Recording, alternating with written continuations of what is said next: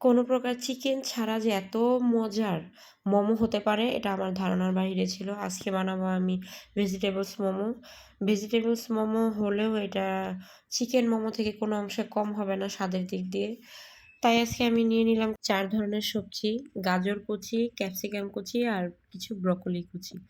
আর সবচেয়ে বেশি যেটা নিয়েছি সেটা হচ্ছে বাঁধাকপির উপরের যে ডাঁটার অংশটুকু সেটা আমি চিকন ছোট, ছোট করে কুচি করে কেটে নিয়েছি। তারপর আমি একটা কড়াই বসিয়ে দিব। কড়াইতে আমি একটু সামান্য তেল দিয়ে কিছু রসুন কুচি দিয়ে দিব।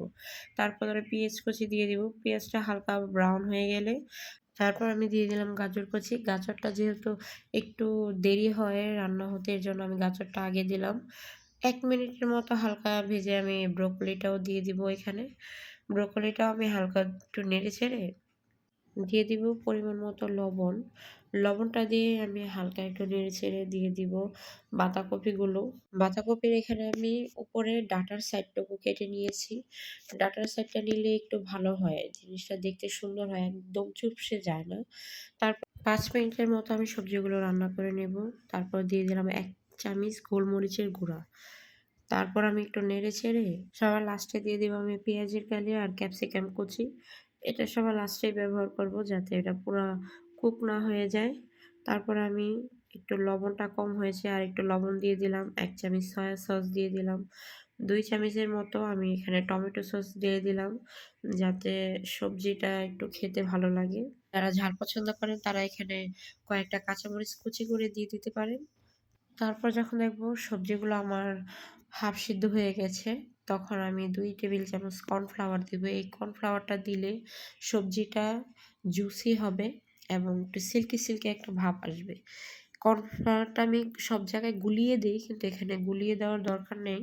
এখানে উপর থেকে ২ চামচ একটু ছিটিয়ে দিলেই হবে, আস্তে, আস্তে মিশালেই হবে।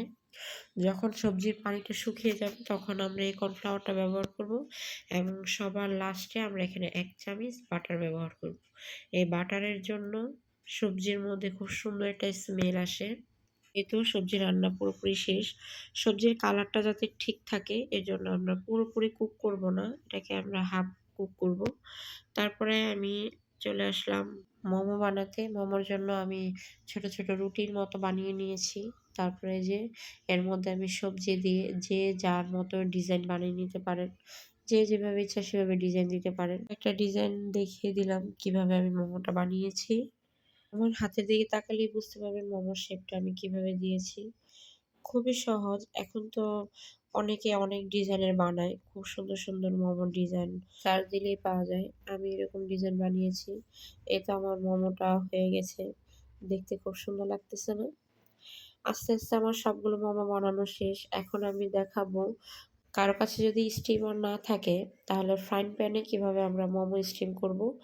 আমি এখানে ফ্রাইং প্যানে হালকা তেল ব্রাশ করে মোমো দিয়ে দিয়েছি। তারপর আমি সামান্য পানি দিয়ে ঢেকে দেব। এতে মোমোর নিচে ক্রিস্পি হয় এবং উপরে মোমোটা সিদ্ধ হয়ে সফট হয়ে যায়। এতে এই যে নিচে কি সুন্দর কুক হয়ে গেছে এবং মোমোটা পারফেক্ট সুন্দর মতো সিদ্ধ হয়ে গেছে। এতেও আমরা মোমোটা সস দিয়েও পরিবেশন করতে পারবো। কিন্তু আমি এখানে আমার মতো একটা চিলি অয়েল বানিয়ে নিয়েছি।